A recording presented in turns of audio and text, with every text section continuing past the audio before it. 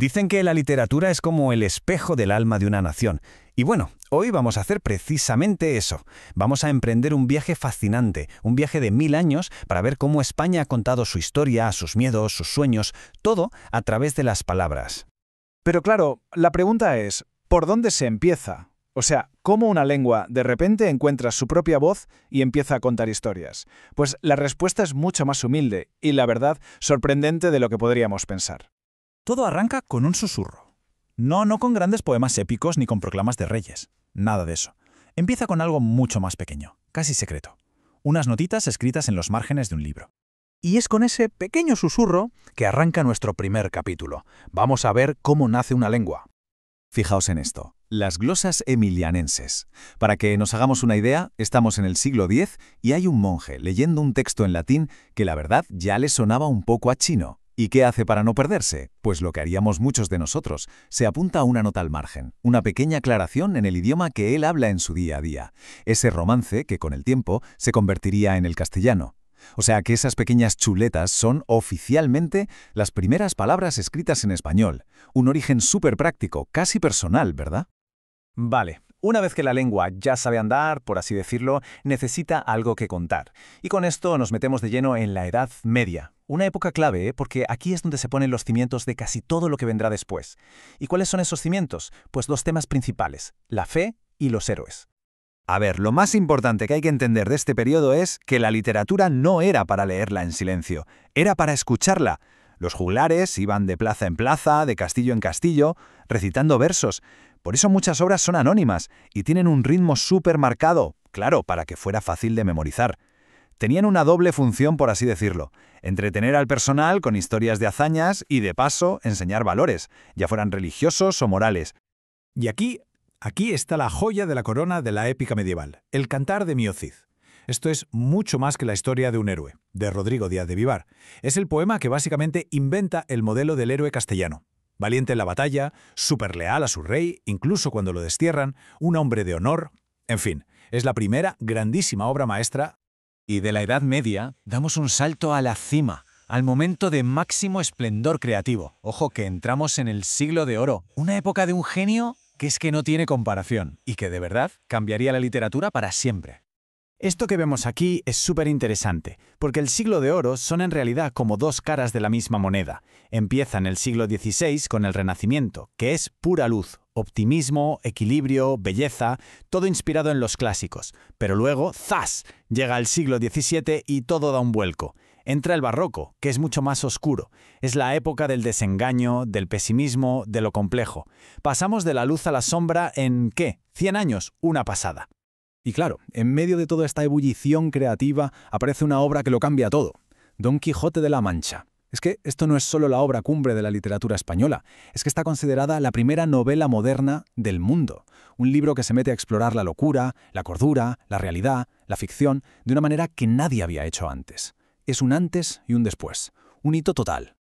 Pero ojo, que Cervantes no estaba solo, ni mucho menos. El siglo de oro fue una auténtica constelación de estrellas.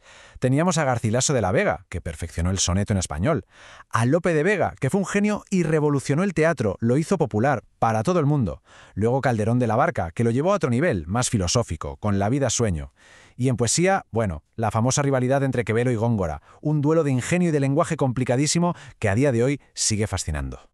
Bueno, después de la intensidad y la oscuridad del barroco, los dos siglos que vienen, el XVIII y el XIX, se pueden ver como una pelea, una lucha de gigantes entre dos ideas opuestas, la razón contra la emoción, la cabeza contra el corazón. Primero tenemos el siglo XVIII, la Ilustración, el llamado siglo de las luces. Aquí la literatura tiene un objetivo clarísimo: enseñar, educar. Lo que importa es la razón, la claridad, el progreso. Las obras de esta época lo que buscan es mejorar la sociedad, luchar contra la ignorancia.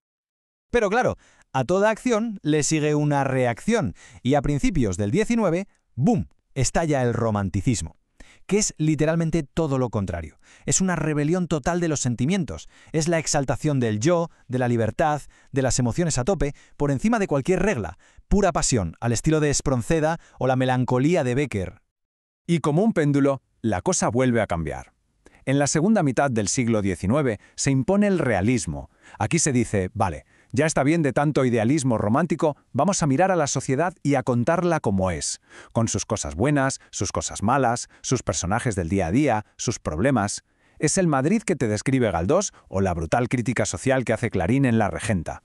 Y con esto llegamos al siglo XX. Un siglo movidito, por decirlo suavemente. Una época de turbulencias enormes para España. Y claro, como no podía ser de otra manera, la literatura actúa como un sismógrafo, registrando cada terremoto, cada crisis y cada intento de salir adelante. Esta línea del tiempo lo deja clarísimo. Los cambios fueron rapidísimos. Fijaos, en el 98 se pierden las últimas colonias y eso genera una crisis de identidad brutal. De ahí nace la generación del 98.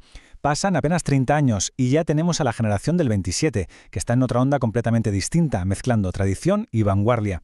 Y luego, claro, la guerra civil, que lo parte todo, y la literatura de posguerra se tiene que enfrentar a ese trauma, a esa realidad tan dura.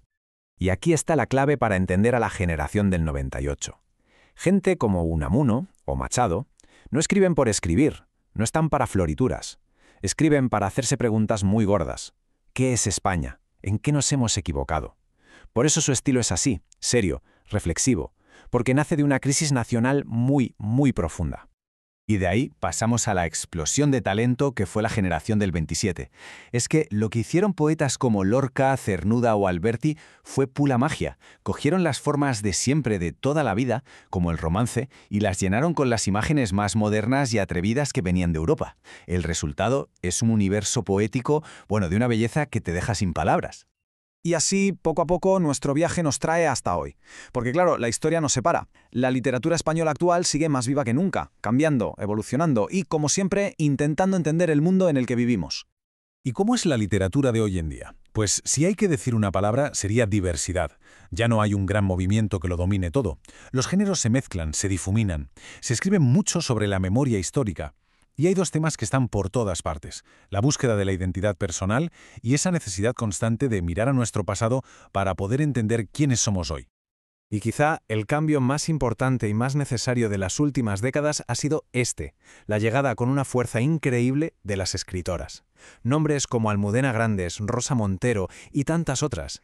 Y no es solo que tengan éxito, es que están liderando el debate, están aportando nuevas miradas y enriqueciendo todo el panorama literario de una forma brutal.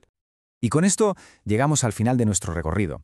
Si empezamos diciendo que la literatura es el espejo del alma de una nación, después de este viaje de 1000 años, la pregunta es obligada, ¿no? ¿Qué refleja ese espejo hoy? Pues yo creo que muestra un reflejo complejo, muy diverso, lleno de vida. En definitiva, una historia que, por suerte, se sigue escribiendo cada día.